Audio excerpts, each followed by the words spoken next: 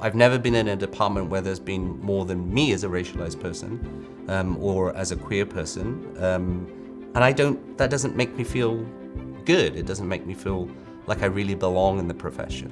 And so I'd like to see that change, certainly for a younger generation. And I'm motivated because I think it's about justice for a profession that should not only as a profession not be discriminating against people, but we can't do that job if we're excluding people. I do think that there's a historic opportunity that we have right now to advance these questions, to look at the makeup of the Academic Staff Association at your institution and think, does that Academic Staff Association really reflect the people who we are serving in our community, that is the population at large and the student body? And we'll see that there are differences there and that we have a lot of work to do. So there's a responsibility for us as academic staff associations to recognize that there are people within our associations who may suffer from various forms of discrimination, oppression, or exclusion. I think at a practical level,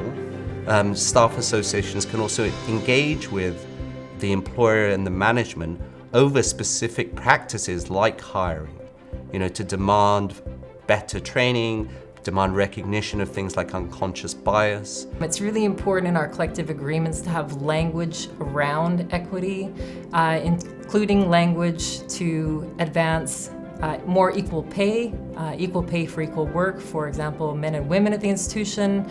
In different institutions, academic staff associations are also trying to push other kinds of inequities that we see amongst different academic staff members, and those may be differences related to race and ethnicity, because we see as well potential gaps there in terms of rates of pay.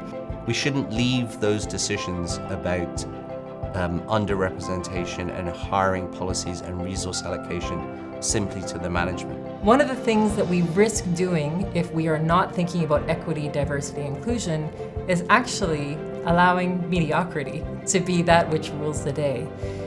Equity, diversity, inclusion is about making sure that the public institutions that we work at reflect society and also create opportunities for everyone to realize their full potential.